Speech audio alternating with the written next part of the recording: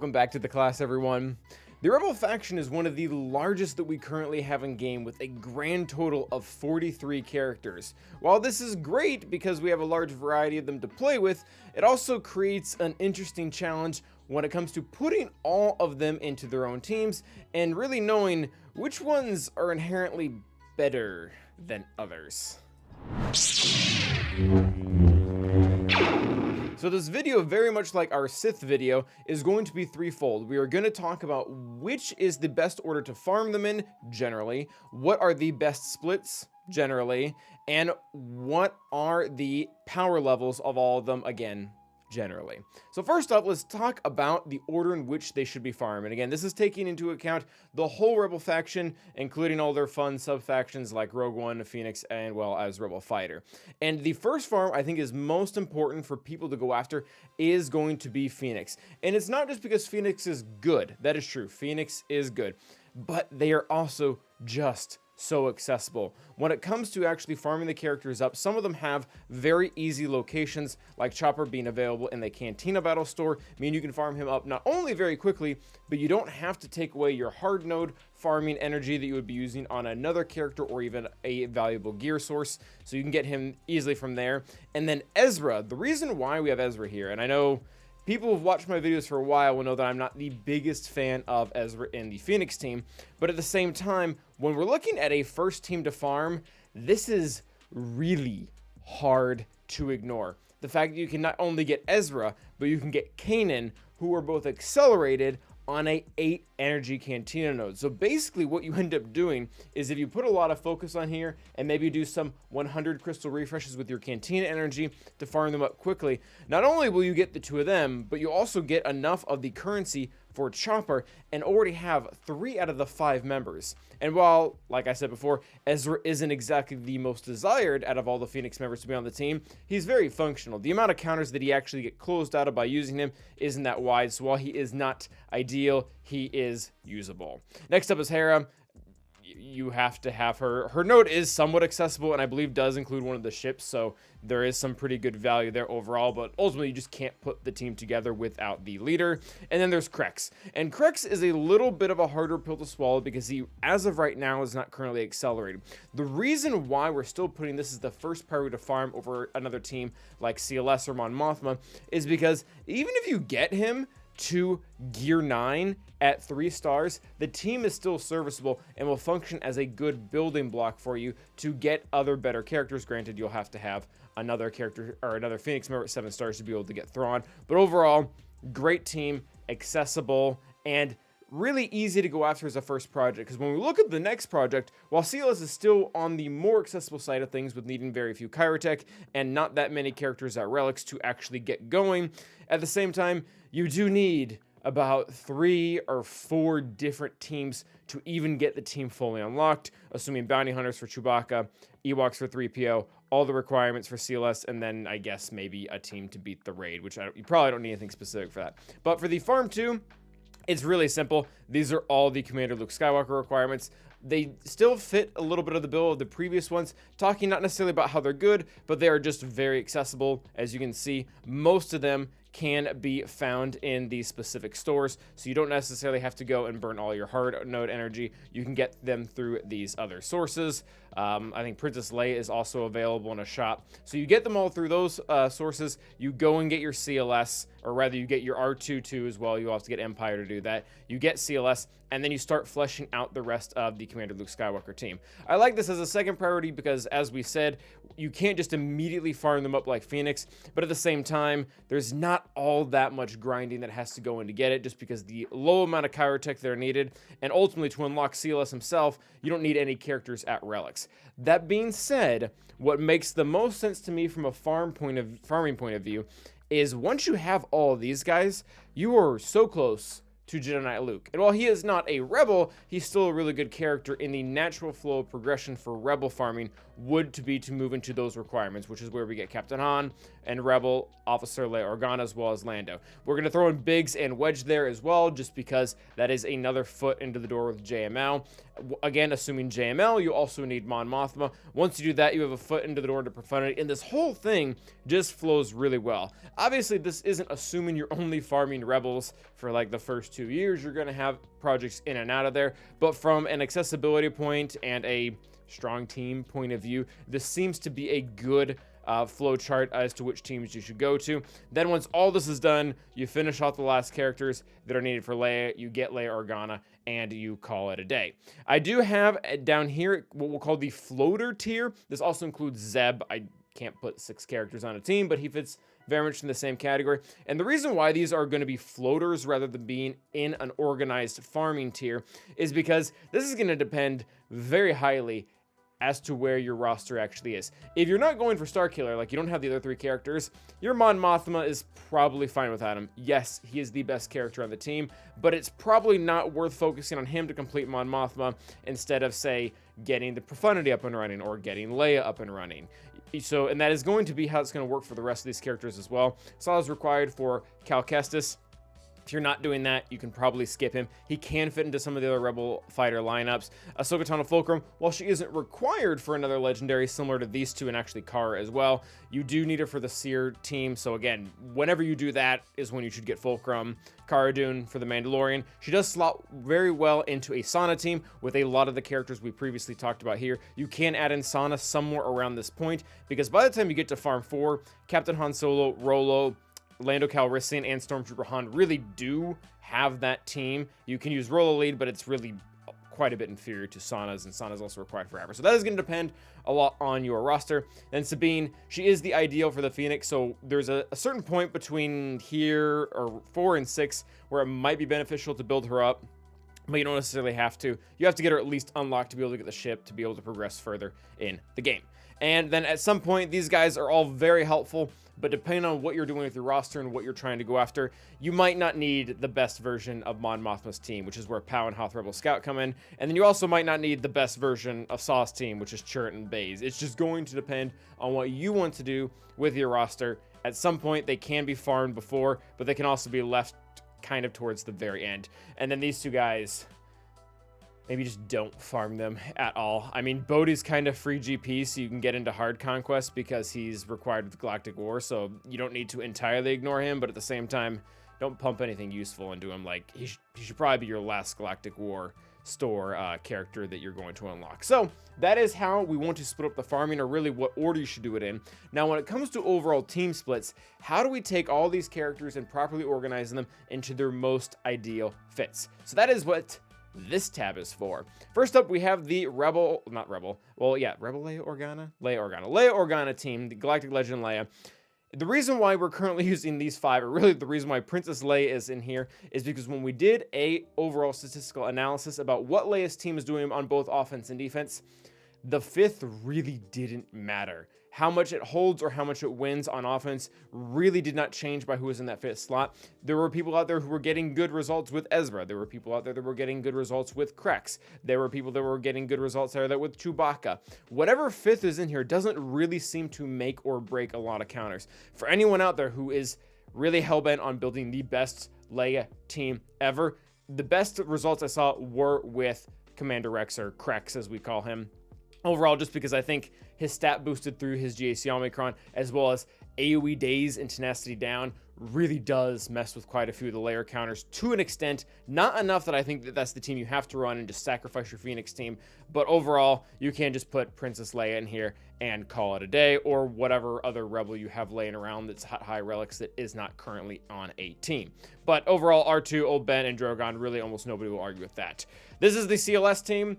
I don't think anybody has questioned these 5 in about 3 years, so we're probably just going to let that be. There really aren't any exceptions. The only time that I've ever swapped anyone out was I swapped out 3PO for R2 one time, and that felt okay, but R2 obviously has to go with Leia.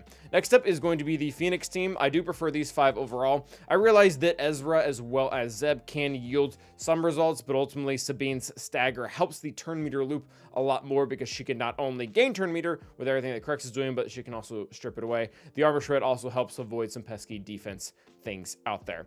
Adrad team, really not super picky about this. This is very similar to the Leia squad. I believe these 4 are quite important. Jin, I don't think I even really need to explain that. Adrad's whole kit was really based around her. She can't die as long as Adrad is still present, and with you needing him at R9 for the profundity, he takes forever to die. Cassian just synergizes very well as well with K2. The reason why Biston was in here as a 5th is because really any Rogue One character will work well here. In my head, it makes sense to me to put a tank there like SRP, but when looking overall at the win rates, Biston, for whatever, is providing higher win rates than SRP, just barely, by the way. We're talking 1 to 2%. And I think it might just be because he can cycle through more turns and help get that upload charge going. But overall, the 5th member is not really one to die on. If you come into the comments and tell me SRP is better, I will probably tell you you're right. Next up is going to be the Saw Gerrera team. Pretty standard lineup here. We have Chert and Baze, who are almost always on the team because of the healing over time synergy. Scarecrow Pathfinder is also just really fun because whenever you crit any of Churt's allies, they will gain healing over time, which means he becomes very hard to kill because every single time you kill him with a buff, he comes back and also buffs the rest of the team. Kyle Katarn also just does a massive amount of damage when you stick him with the rest of these guys.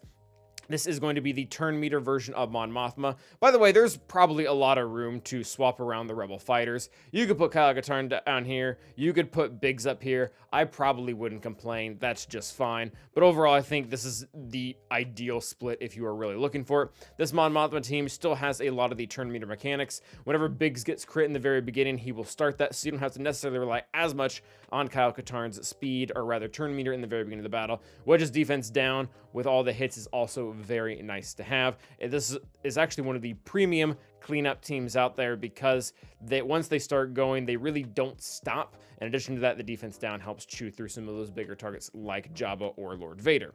Next up is going to be the Sauna team. I realize Sauna is not a rebel. She was not given that tag, but she was always outfitted to specifically work with them.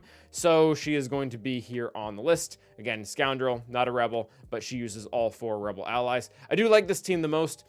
When we were originally discussing this, a lot of people were like, Captain Han sucks. Why do you have him in here? And the whole reason is, and this is going to be a little sad, is because his basic ability can inflict daze. And when you pair that with Sauna's tenacity down, then you end up with a possible way to stop the enemy Wampa. Tenacity down, daze, ability block. Wampa can't get any of the stuff off. He can't counterattack, and you can eventually just kill him. Overall, and honestly, there isn't just a what other option are you going to use? I guess Lando is, Lando's terrible, so not him. But overall, that's probably the best team to go as far as the Sauna lineup goes. Fulcrum and Lobot are better used in other teams. Lobot, Sortie, as well as Fulcrum in the Malicos team, as previously mentioned. And then these 4, they're not really ideally in any team, but assuming most of the people watching this don't have a glorious 11 million account roster, there's going to be times where you will want to use these characters. As we talked before, Ezra and Zeb really are not terrible in a Phoenix team. While they might not be ideal, they can still do plenty of things. It's really fun to watch Zeb just perma-stun someone over and over again. Admiral Akbar, well, I'm really not a fan of the Omicron for his GAC leadership, just because it doesn't have that much longevity. If you do get it, he can be used somewhere, and I guess that's fine. And then lastly, we have Lando, whose kit is terrible, but his tags are not. And the reason why that's relevant is because if you're running low on Rebel fighters for whatever reason, if you just throw him in a Mon Mothma team, because of the Rebel fighter tag, he will get to share not only his stats, but he will also get a portion of his stats back. So he's better than another character that doesn't have the Rebel fighter tag, like, say, Princess Leia or Rolo in that specific Mon Mothma lineup. He also has the Scoundrel tag, so he can be outfitted to work somewhat well with the Sauna leadership that we talked about before. And then these 3, maybe just don't use them ever. I mean, you have to farm up Farm Boy for CLS, but other than that, until Red 5 comes out, those guys are pretty much useless. So now, we've talked about which order to farm them in. We've talked about which teams to put them in. Now, for everybody's favorite part, which ones are better than others? So first up, the first tier is going to be, we can't really call them S or A tier because there's like 8 of them, and the alphabet gets kind of wonky. I realize there's more than 8 letters in the alphabet, but at the same time, we typically only do S through D. Anyways, we're just going with first tier here. Leia gets a freebie because she's a galactic legend, and even if she sucked, which she doesn't, she still has this whole thing going for her, which makes her quite broken at any rate. Crex. This is a good character. This is, not only does he have a great kit, but in addition to that, they gave him like all the right tags. Not only is he the ideal character to have in a Phoenix lineup, he's also a pain in the butt if you put him on a Saw team. He's also not fun to deal with if you put him on a Mon Mothma team. He's also not fun to deal with if you put him on a General Skywalker 501st team. He stopped CLS and Reva. Like, that's ridiculous. So, very high value character. Again, it's a shame he's not accelerated yet, and he requires Kyrotex, but he's good. He can be used in so many teams. He changes matchups, and then his kit's just, yeah, really, really good. Next up are going to be Chewbacca, Han, and 3PO, and they're going to be in here for really 2 reasons. Number 1, they are a part of the premium CLS team, the best version of it, but in a different to CLS, who's going to find himself in the second tier, they can actually be used to great effect in other teams. And this isn't very relevant, but it's relevant enough to put them in a different tier than him, because if there's ever like a Datacron out that specifically targets scoundrels or droids or resistance or whatever things that they go into, the other tags they have that poor CLS does not have, then maybe they can be elevated to a higher level. But overall, they're very similar, and they only get to be here because they're not only good in the CLS team, they're good in other teams, whereas CLS is amazing in his own team, but that's really all he has to offer. He doesn't like unlock a whole slew of counters if you throw him in a Leia team or a Mon Mothma team or anything weird like that. 3PO kind of gets put into the same category, maybe a little bit less so just because his stat share can't apply to things like Mon Mothma and stuff like that. But for the most part, he's relegated to the CLS team because they didn't give him the scoundrel tag for whatever reason. But anyways, next up we have R2. Overall, jack of all trades, master of the one, which is with Leia. So overall, very good. Not that different from the CLS that we saw here. Drogon, amazing with Leia. Pretty good in some other squads like Saw Gerrera. Admiral Raddus, if you don't have him, you don't have his team at all. Very similar to CLS. He has some very high targets out there that he can pick off due to his specific anti-Empire synergy. Jyn is going to find herself in the third tier because you can make an Adrad team without Jyn, but you can't make an Adrad team without Adrad, is kind of the thought behind there, even though she is going to end up on every single one of those teams, especially because you need them both to be able to get the profundity, so they just go hand in hand. They're really not on that far of a different level. Old Ben, lots of versatility, very similar to R2, where he's not really the best character to go in a lot of teams, but he's still very good. Has some good coverage with both Jedi as well as Rebel. Kyle Katarn, really similar. Saw Gerrera, Mon Mothma, variety of teams. Fulcrum, really still a good character in the Ser Malicos team, so that's where her value comes from. Saab, doing his own thing, kind of like Adrad, just a tier lower. Really not very seen well because of his Datacron right now, but is pretty much true. Now, I won't lie, from the overall, when we were playing this video, we did this live on YouTube, and we got a lot of input from a lot of people, and one thing that became very clear is, between tiers 3, 4, 5, and 6, or even 7, there's a lot of overlap. And by that I mean, take this with a grain of salt. If you see over here that, I don't know, Sabine is in a lower tier than Mon Mothma and you think that's ridiculous, that's just fine. Which characters are better than others at this point, it became really difficult because, quite frankly, they're all at a very similar power level, and the reason why one got put ahead of the other is for very nuanced reasons that ultimately probably isn't going to affect your overall farming pattern. Your farming pattern is probably going to be more governed by what teams you're going after, which we've already covered. So, 4th tier, Mon Mothma, because that's how you get our team. Baze is versatile in a variety of teams. Harrison Nula, because you have to have her, otherwise you don't get a Phoenix team, period. Chopper and Kanan, because they're pretty much assumed in almost all Phoenix lineups, I guess with the exception of going after Reva, because you need a pre-taunt and you don't really need Kanan in that instance. 5th tier is going to be K2 and Cassian. They're a good duo with Adrad and Mon Mothma. Sabine, she's good with Phoenix. Like, it's all really redundant. I don't have, like, this grand scheme of criteria of why Sabine is ahead of Lobot. We're just kind of arbitrarily saying she is, or at least for these 4 tiers right here. Chirrut, you don't necessarily need him. Baze has more viability because he is a pre-taunt. If you're gonna build out the best Saw Gerrera team, if that's something you want to do, you'll need him there. Biggs and Wedge, their requirements, they're not overall that great of characters. Wedge's defense down, again, is nice for those solo scenarios with Mon Mothma. Scareth Rebel Pathfinder, good. Do you need him? Probably not. Ezra, transitionary character.